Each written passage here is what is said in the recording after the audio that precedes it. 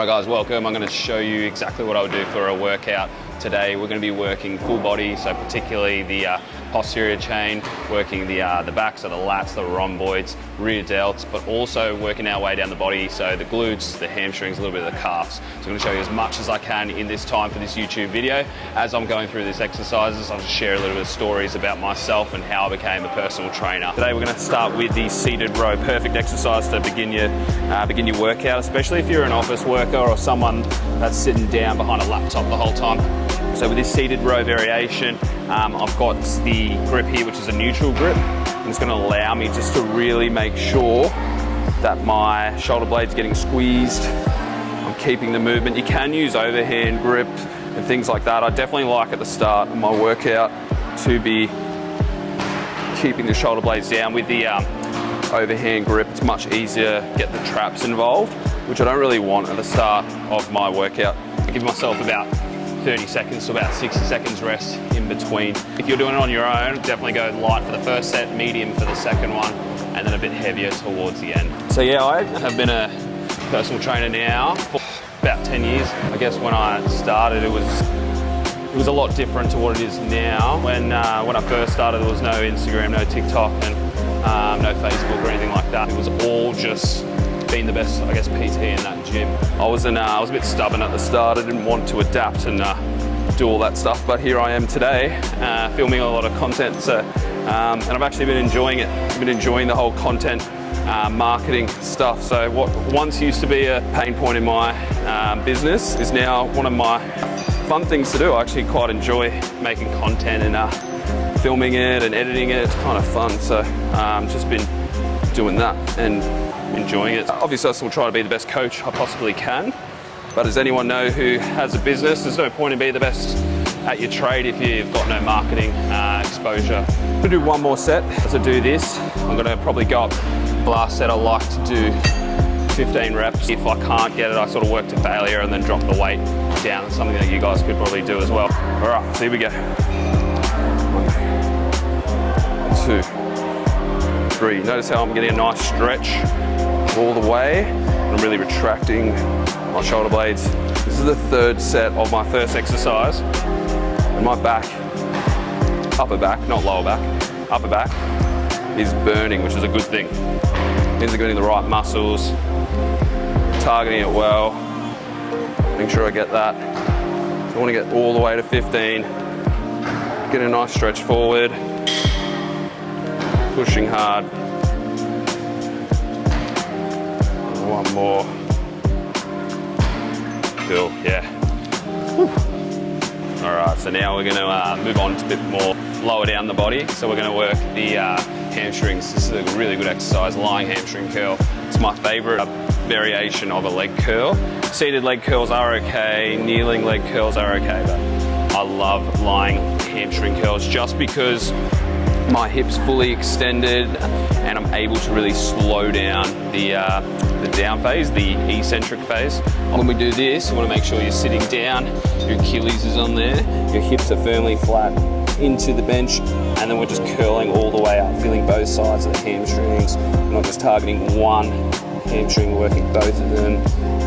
And yeah, aiming for around, I love around 8 to 10 repetitions, just because we've got our fast twitch muscle fibers here. So these muscle fibers need to be worked just in a shorter rep range.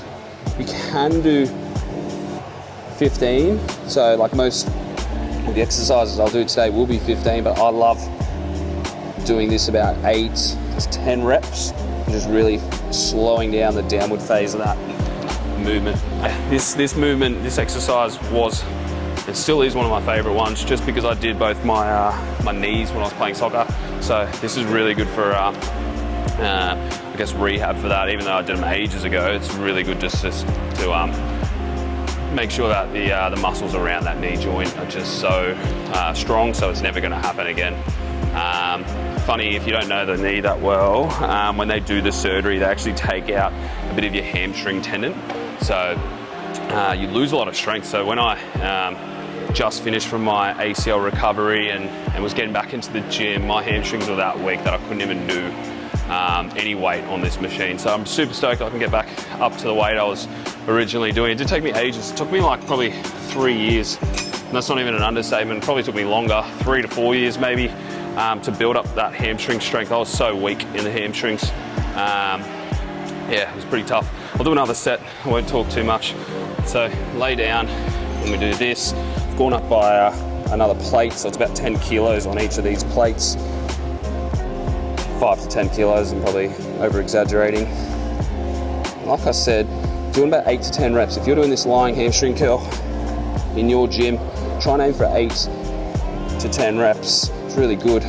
Fast twitch muscle fibers. Hamstrings are a great muscle to work, really good for sprinting. You're probably thinking, James, I don't have to sprint, but you actually have to do sprint more than you think. If it's raining outside and you've got to run to the car, what are you doing? You're sprinting. If you're trying to catch public transport and your bus is coming, what are you doing? You're sprinting. If you have kids and the kids are running off and you've got to catch them, you're sprinting. So you actually do have to have the strength and in the body to be able to sprint. So if you want to get quicker, want to get faster, stronger, bulletproof, the lying hamstring curl is perfect for that. We're going to move on to the next one. Lat pull down, everyone's favorite. So the reason why I'm doing most of these movements is because your gym surely will have this. Even if you're at home or at a home gym, you surely should have these type of exercises. If you don't, well, time to get a gym membership. Lat pull down, really good. I love correlating this movement to a pull up. Some people do it with different variations. I just love a standard lat pull down, slightly wider than shoulder width grip. Just thinking of myself doing a pull up, because I'm going to build up that foundational strength to then do a pull up. And over the time and course of me being a personal trainer, the amount of people that I've had that have started from doing no pull-ups to assisted pull-ups into fully unassisted, it's been amazing to see, watching someone just like go from doing absolutely none to 1 to 2 and then even to 10 pull-ups. It's always a good thing to see. So this is a really good movement for posture, for upper body strength, and especially for getting up to the pull-up level. So I'll just show you as a bit of a superset. Like if you treat it exactly like this lat pull down, exactly like a pull-up, it's the exact same movement. So you go slightly wider than shoulder width, straight arms, straight legs, you pull yourself up. Straight arms, straight legs, pull yourself up. I do too many because I've got to make sure I'm ready for my next set. As I said before, I'm doing a training day of working the posterior chain, which is posterior is just like, we're looking at my front and the back of my body. Anterior is the front, so everything that's in front of my body, and then posterior is all the back. So I'm doing a posterior chain day. So as I started with a seated row, line leg curl, lat pull down, and the reason why I train like this is I love full body workouts. Reason being is if I was doing more targeted muscle groups, I could potentially miss a day because I'm sick or just not had a chance to get to the gym, and then I've completely neglected a muscle group. So that's why I train like that.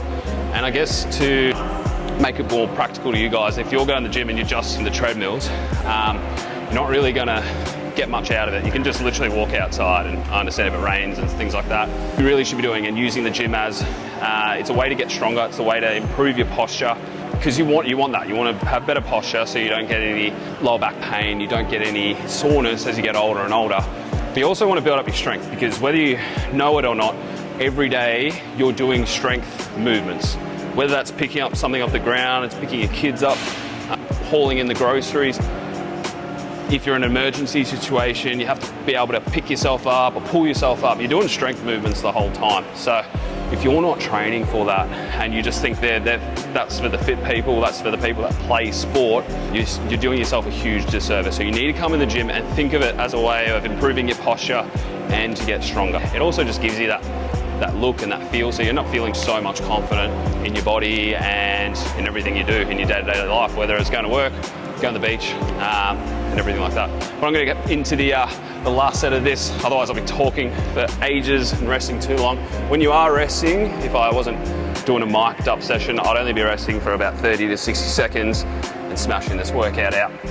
So we're going to go again when we're doing any type of strength movement, I want you to focus on controlling the negative rep. So the positive rep is doing the movement, so doing the first part of the movement, and then the negative rep is where we're bringing it back to the start of that movement. So it's going to look different for every movement, whether it's a squat or a bicep curl.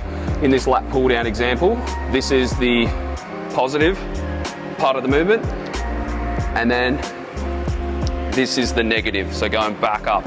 I want you to control the negative, that downward phase. Otherwise, we're just swinging, we're using momentum, and we're not actually getting that proper muscle contraction. So I actually can't finish off the rest of the gym session. I will finish it off when the gym's a little bit quieter.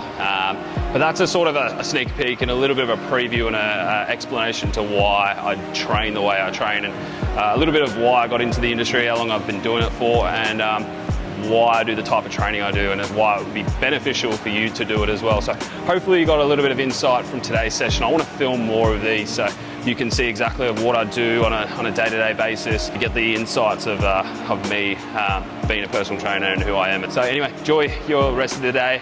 Hope you enjoy this video. Like, share, subscribe, and I'll see you next time.